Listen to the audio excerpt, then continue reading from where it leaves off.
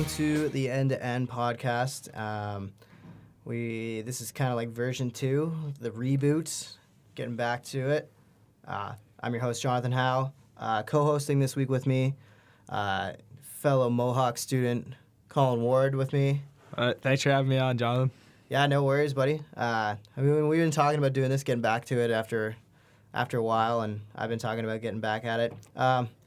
For those of you who have listened in the past, Moss is going to be back, hopefully, for a couple episodes every once in a while when he can.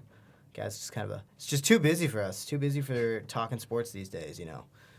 But, so let's get right into it. I wanted to start maybe with the NHL. We're getting ready to head into the All-Star break. It's been a weird year in terms of the teams that we're actually seeing do well. Like, just casually looking at the standings, obviously the biggest jump out is Vegas. Like, they're the top of the league, top of the Pacific, who is supposed to be one of the harder divisions, really. The Wild Pacific. And then you got Chicago and Edmonton out of it looking in, which is another big shock. Yeah, and Edmonton in particular is sticking with that Pacific division. Like, I think a lot of people either pick them to either win the Pacific or either come second at least, but they're not even close to even a wild card right now. It's been a struggle. Their power play and penalty kills are just killing them. Yeah, it's been a big struggle for them. Yeah, But even just looking at the teams that Vegas had to leapfrog, like Arizona, okay, you know what? I could have seen before the year that Vegas would beat Arizona. Arizona was supposed to take a step this year. Hopefully, kids panned out. They haven't. We had Anthony Duclair already asked for a trade and get out. It's kind of brutal. Vancouver started off pretty hot. Yeah, Vancouver was hot. They were surprised. Yeah, it was crazy. They started off pretty hot, and then, injuries happened. They lost Bo Horvat for a good chunk of time there, and it's just right down the train. But, they got a lot of older guys there. They're just kind of, I don't know if you can call it a retool or if they're in full-on rebuild mode, but... The thing that's helped them out is Brock Besser's emergence. That's the biggest thing, I think, for them. He is an absolute stud, I do have to admit. I love the way Horvat is playing. I think he means a lot to that team. They got some other kids coming, but again, I think it's going to be a little bit of ways away. Edmonton, scrolling up, they were struggling. Chicago too is a big. I don't know if we should be surprised. Like, they're a team who they've played a lot of hockey recently, and like all those cup runs and the turnover we see with that team. Injuries too with Crawford. Yeah, that's probably the biggest difference between Chicago actually being a playoff team and not being a playoff team. You can't be rolling out second and third string goalies with, I don't want to say a subpar lineup, but in terms of the Chicago lineup, they definitely are hurting compared to what we've seen in the past from them. In particular, and guys are just having down years. Like Taves is having a rough time. We saw Seabrook. Seabrook was a healthy scratch the other night. Never really happened in his career, as you recall. Well, and the worst part is you're sitting, however many millions of dollars for the rest of his contract in the press box, because he's actually getting paid more than Duncan Keith, because Keith signed that long-term deal. I think he's like 12 years, $5 million a year. But Seabrook, they could only sign him for that 8 because of the rule came in after the lockout.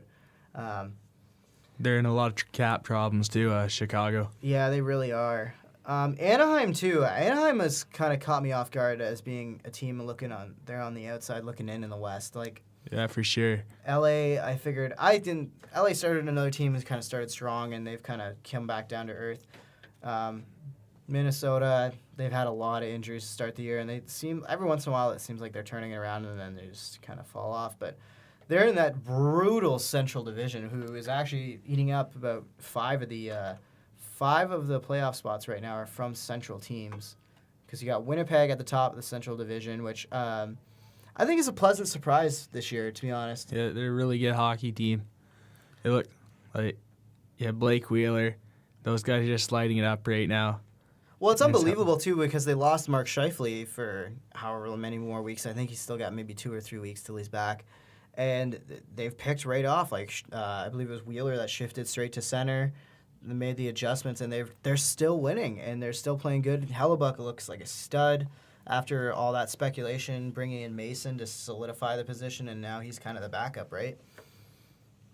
Nashville, I honestly didn't think Nashville was an 8th-place team last year when they went into the playoffs, and obviously they showed that by the end of the season. They were in the Cup final, pushing Pittsburgh, but I expected them to do it again. St. Louis, another team who has a lot of injuries, and they're still there kicking around. Like, it's impressive. Yeah, St. Louis is really impressive. Then they got their leaders with Tarasenko. And then the Shen trade really helped them, too, to put them into that spot, that contender. Yeah, he was like another elite forward to just draw into that mix. And it's probably helped them pick up the slack because they've had so many injuries, like I say. So then again, in the Pacific, you got Vegas at the top. San Jose actually is a bit of a surprise to me as well. I thought they could be a playoff team, but I thought they'd be on the outside looking in. Same with Calgary. San Jose, they lost Thornton now for a significant amount of time. I believe it's like another injury to his knee. I believe his right knee again, which I believe is the one he had surgery on in the offseason. So yes, I believe so too. That's going to be a bit of a struggle. And Calgary looks good. They have some nights where it looks rough, but I love the tandem of Gaudreau and Monahan, and I just think Mike Smith brings a lot of stability. Yes, that was a big acquisition. Yeah. And then Dallas and Colorado rounding out the wild card spots right now. I don't think you can sleep on either team right now. Dallas is looking good. They might be able to jump up there and maybe catch St. Louis. Like, they're only 1 point back right now, St. Louis, and they're actually only 5 points out of the division lead. They're playing some good hockey. 7 wins in their last 10 games.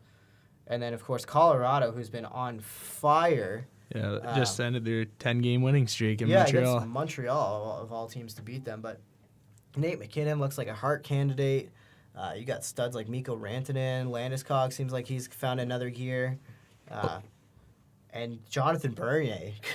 Go figure. It's Jonathan Bernier is carrying the team right now with Varlamov out. So it's kind of funny.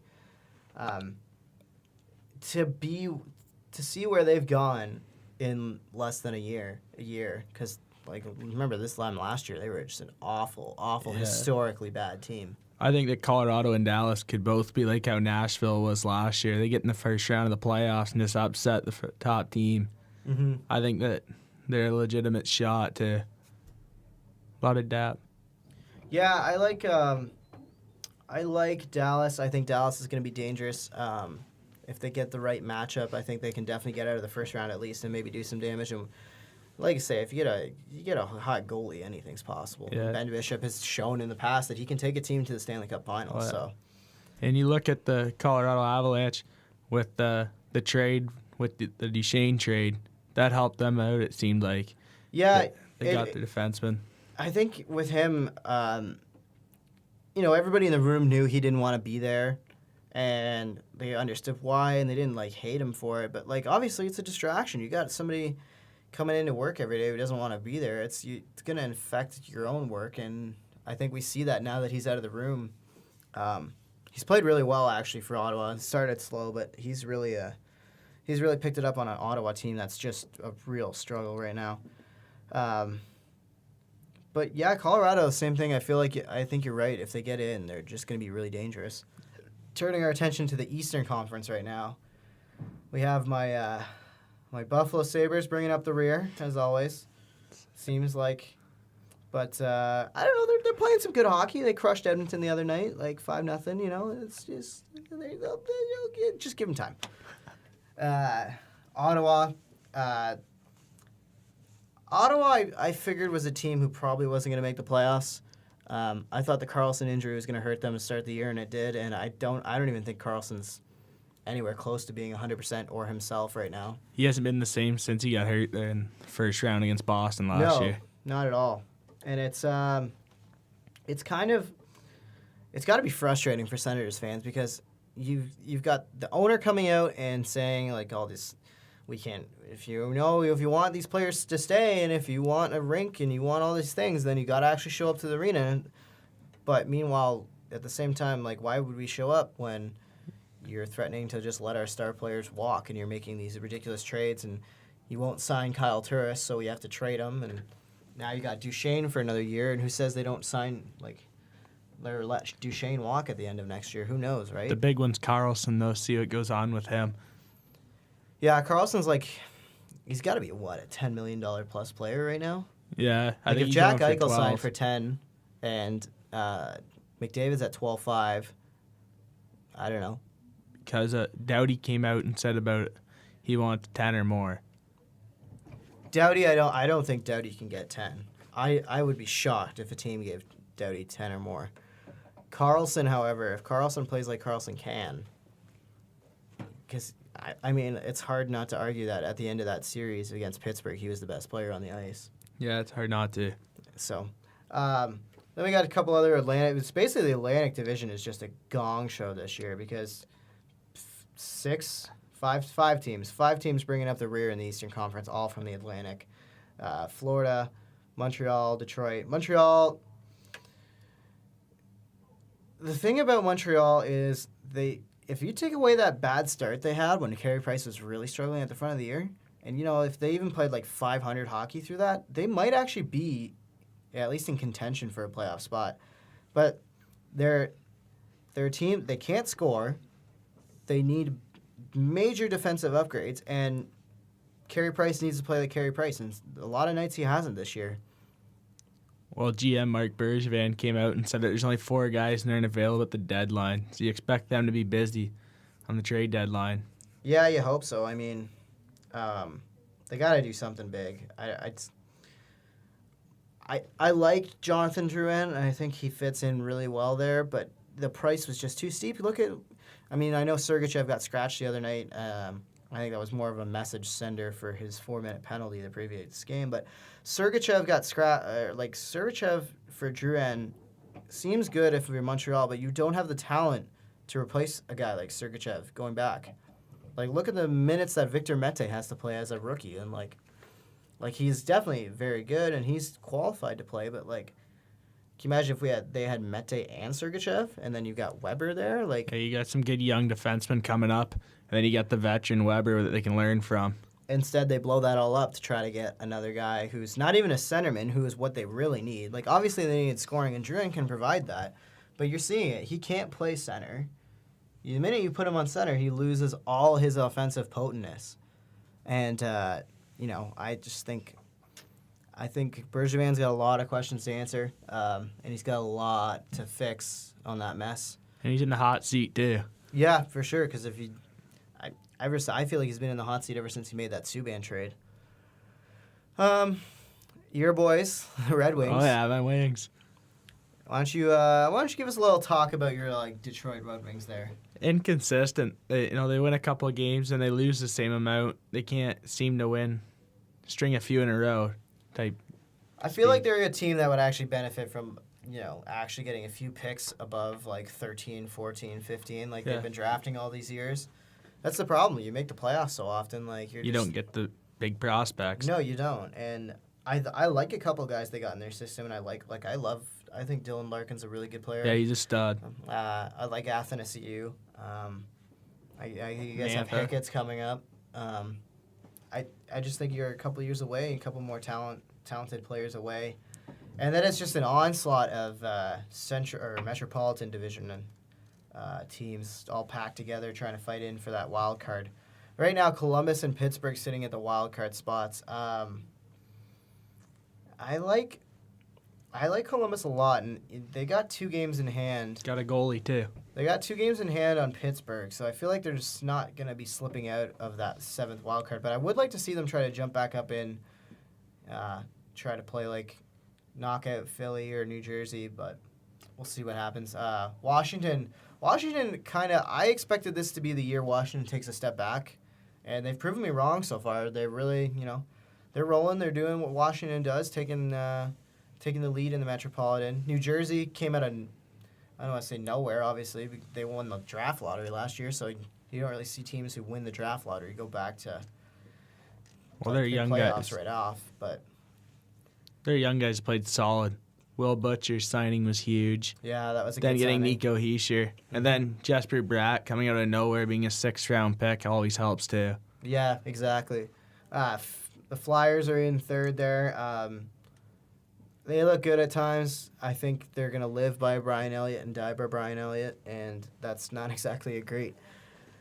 We've seen in the past it's not exactly the guy you want carrying the mail and hoping to carry your team, but we'll see. And then shifting over to the wild card, like I say, Columbus is there. Pittsburgh, I'm worried about Pittsburgh, man.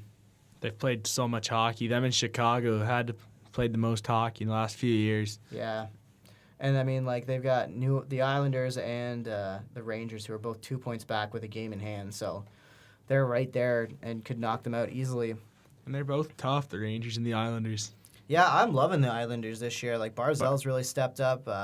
Eberle's having a resurgence there. And Tavares doesn't seem that distracted by all the, garbage talking about where he's going to go. No, So- and if they get into that last wild card spot and let's say make the playoffs, he might even think about re-signing there, Yeah, you never know, and especially now it seems like the arena deal is working out for them too. So let's finish off our little talk about the NHL standings heading into the All-Star break with the Atlantic, Tampa Bay running away with it, but now all of a sudden Boston's kind of close. Boston's getting in there.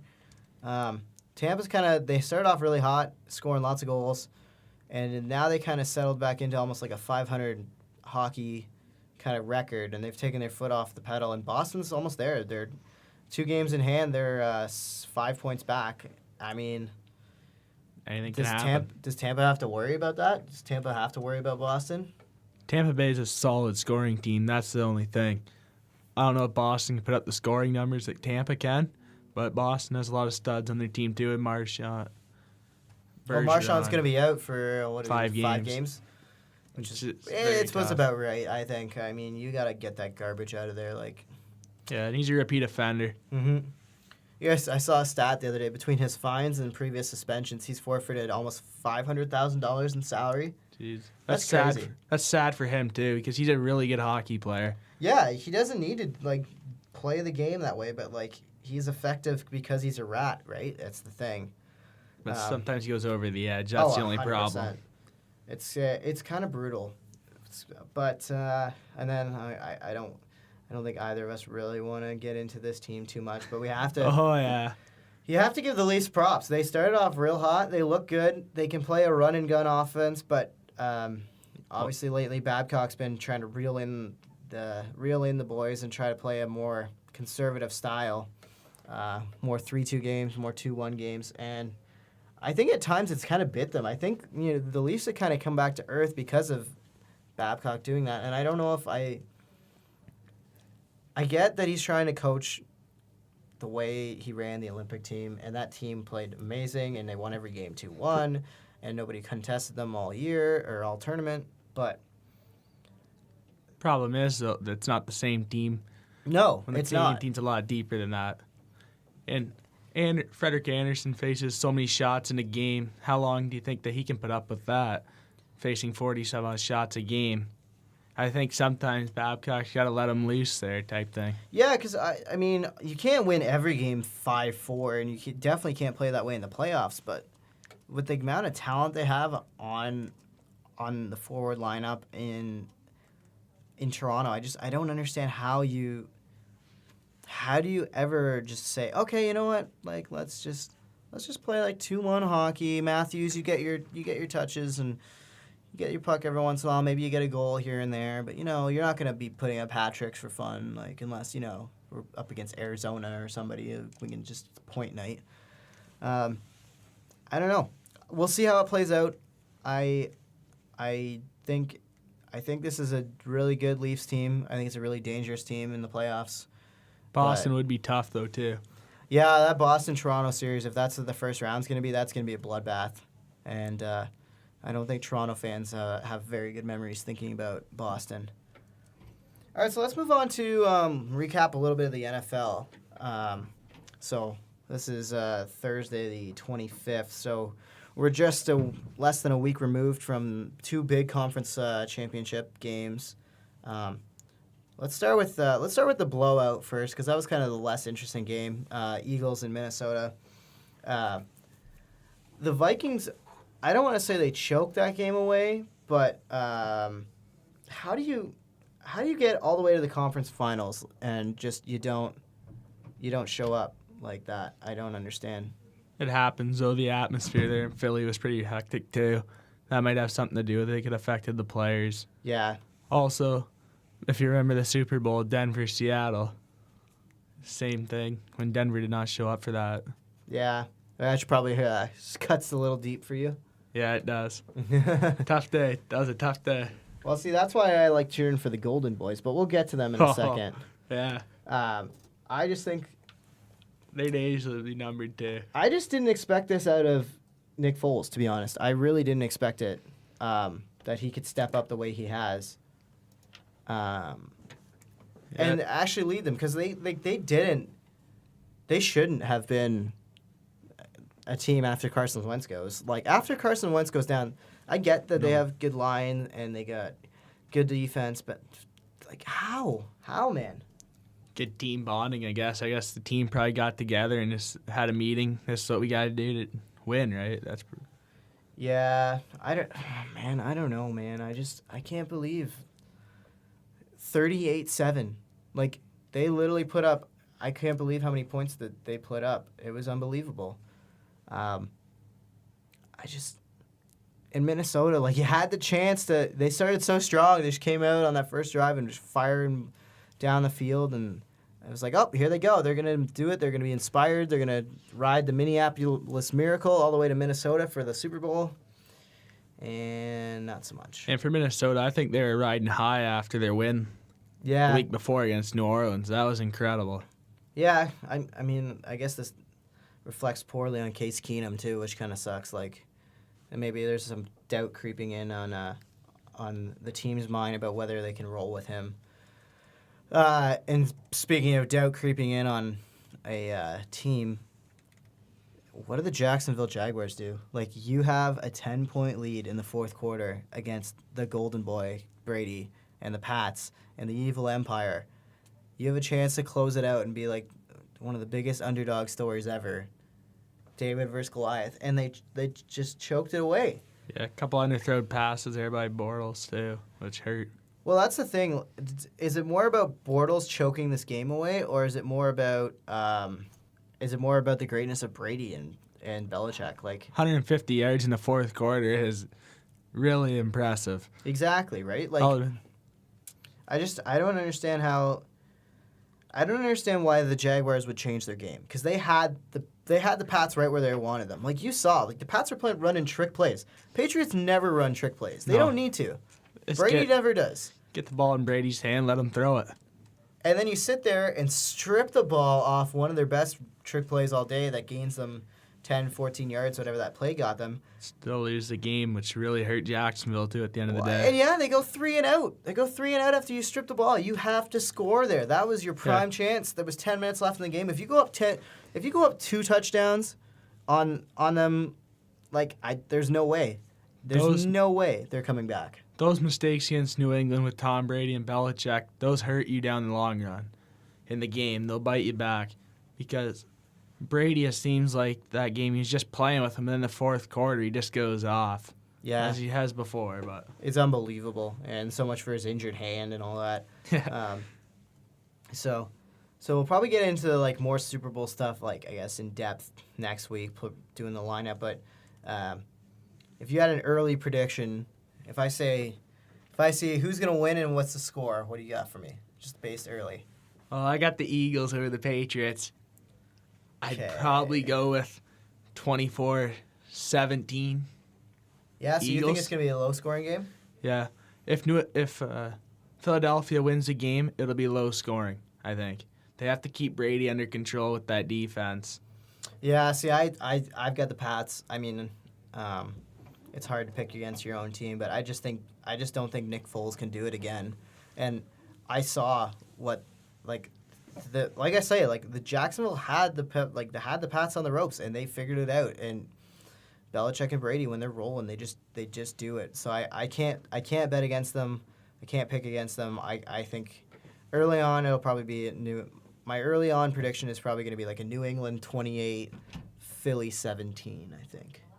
Something like that. All right, yeah. So we'll see how that turns out.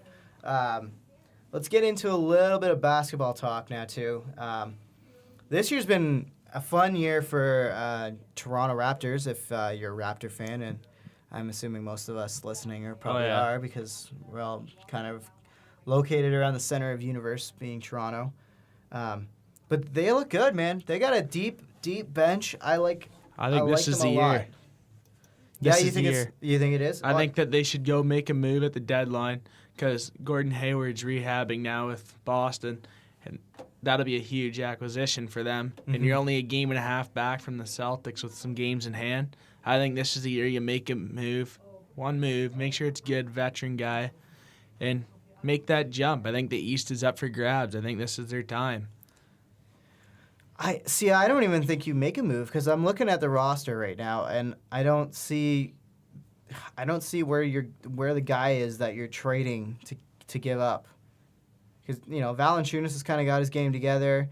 Your depth at point guard is just fantastic. Like, you have Fred VanVleet and Kyle Lowry, DeLon Wright. Like, it's looking good. I don't know how you possibly just part with any of these pieces. Lucas Nogueira's played really well. OG Anunoby.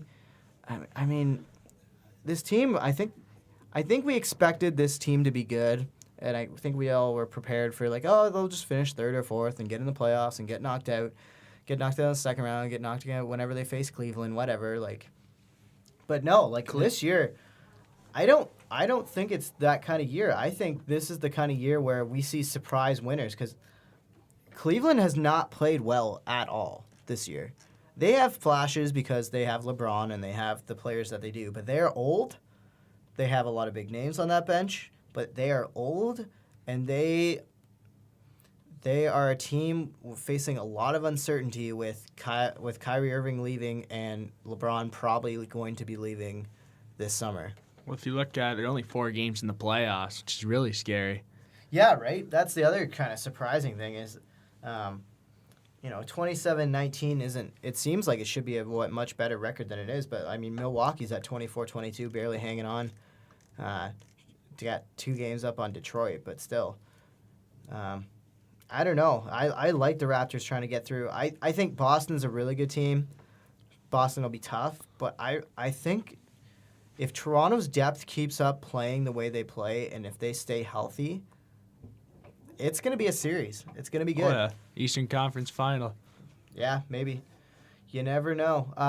Looking at the Western Conference, kind of the typical names at the top: Golden State, Houston, San Antonio.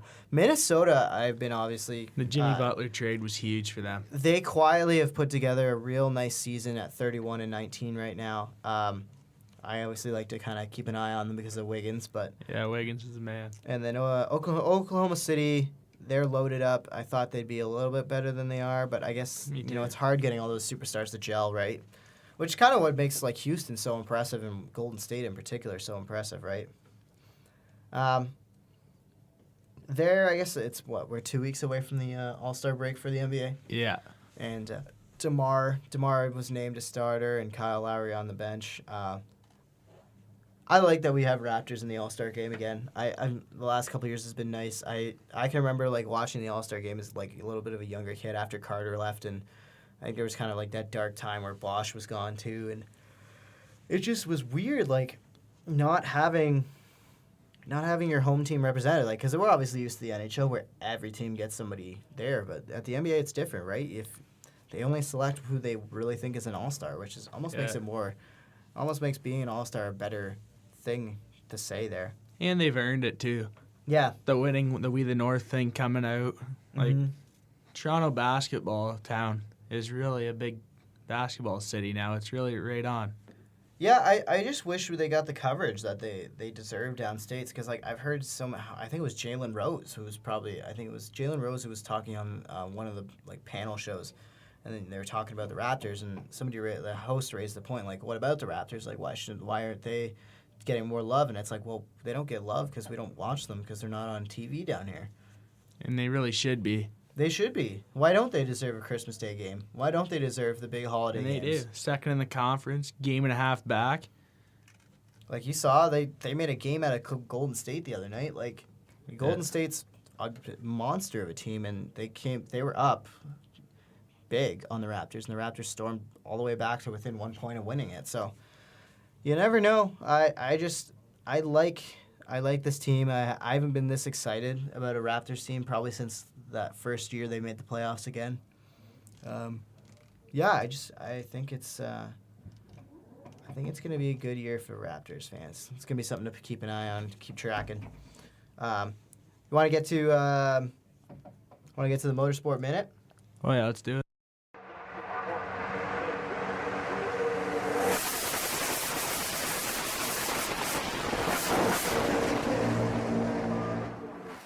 So you've never done one with me, so the trick to the Motorsport Minute is you have to time me. You got to set up the timer on your phone, and I've got some headlines here from the motorsports world, because apparently nobody wants to hear motorsports talk, but I do, and I want to do it. So we set up a system where I only get about a minute to talk about everything important that I think needs to be covered. So you just kind of give me like a 3, 2, 1 countdown, and I'll launch right into it. All right, 3, 2, 1. Okay, so let's start off with some NASCAR news. Danica Patrick, who is walking away from racing altogether, is trying to do she's calling it the Danica Double, where she's driving the Daytona 500 in NASCAR and the Indy 500. And she has secured her sponsorship for both races from former sponsor GoDaddy, a longtime partner. They're famous for their Super Bowl ads together. So she'll be driving in NASCAR. She's secured her ride with Premium Motorsports. She's going to drive the number 7 GoDaddy car, just like she started in. And just like she started her career, she's going to have Tony Uri Jr. on her pit box, just like she started with Dale Earnhardt's team. Let's move on to the IMSA Rolex 24 Hours of Daytona coming up this year, this weekend, 27th, 28th. And just cap it off with a little news on the Chili Bowl, kind of the first event of the motorsport season. Christopher Bell wins, 23-year-old truck champ. Oh, am I over? You gotta set a timer. You're over. Oh, you gotta get the little beep going. Need a buzzer. I took too much time covering Danica, man. That story was a gong show this whole time. Trying to walk away from the sport and trying to find a ride for the last couple races. I don't know. Anyways, yeah. So Christopher Bell, truck champ, he won the midget race, the Chili Bowl, kind of the unofficial start to the motorsports calendar. And so we'll have the winners of the Rolex 24 Hours and an update on all your Daytona news as Speed Weeks kicks off on the next Motorsport Minute update. So let's wrap up the podcast. A lot has happened since the last podcast, and I'd love to get into it because I think last podcast that was up, I think we recorded right around the time the World Series was going, and we basically took November and December off, which was brutal. But let's wrap up with some baseball trade rumors and signing rumors, because it's been a quiet offseason across the board, really, not even just with the Toronto Blue Jays. You're seeing not a lot of guys have signed at all, really, yet, and it's kind of brutal. What are you hearing? What are you looking forward to? Who do you think's going to go where? Well, right now it's up for grabs. No one's really talking about it, but the big one was Yu Darvish. Apparently the Cubs are really interested in him. They're showing high interest, and they're really pursuing him really hard to come to Chicago. I didn't. Obviously, Darvish is a fantastic pitcher, but after what he did in the playoffs, I almost don't want him to go to a team like the Cubs, because I don't think the Cubs, if the Cubs want to become a dynasty and really take advantage of the players they have there, you're going to need them to really, really, really get players that are going to be playoff performers for long periods of time. If I think about those NHL teams that have been studs that have won multiple cups, Chicago, LA, they've had guys who step up and elevate in the playoffs, and those are the ones carrying the team. And I just don't see Darvish as a pitcher who's like that, even though he can be obviously very dangerous, but I don't think he's the kind of guy you want in big games. I think he's like a Game 3 type player, I don't even know. Whatever game's not an elimination game for you guys. Game 2. Yeah, Game 2, right?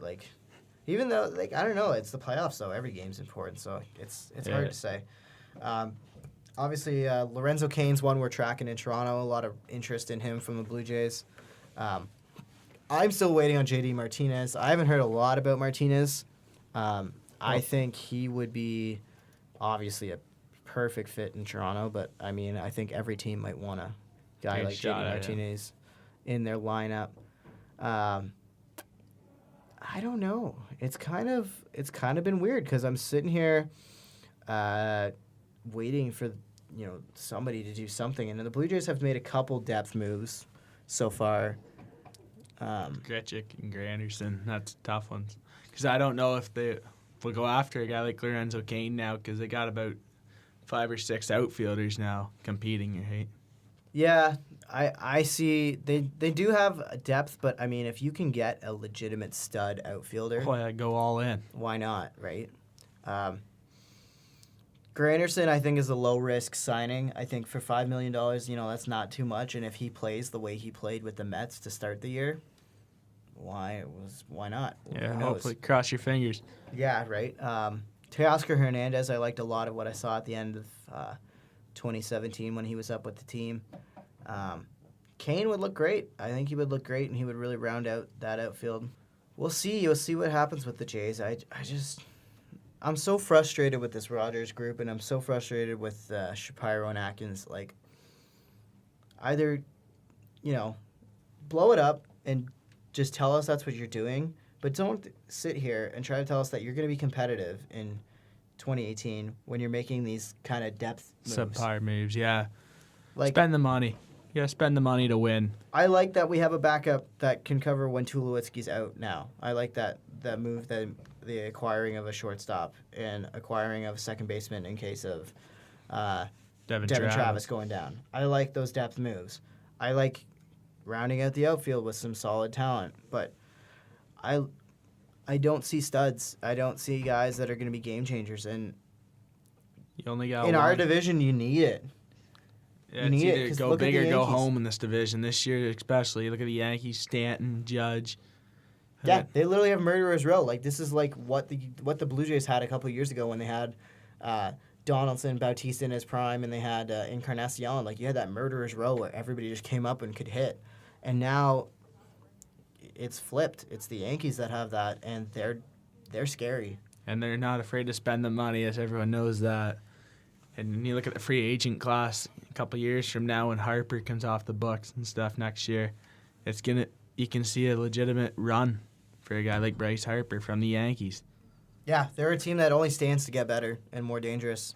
And maybe that's what this Blue Jay team knows. Maybe that's what they're anticipating, and they're saying, well, why don't we blow it up and start again and lose because we're going to lose anyways and get some more solid pieces. Give Guerrero time to become a stud. Give Bichette time to become a stud. But I just want some, honesty. I just want to see a course of action and a plan. I don't want to hear that we're going to be competitive, we're going to try, we're going to do this, we're going to do that.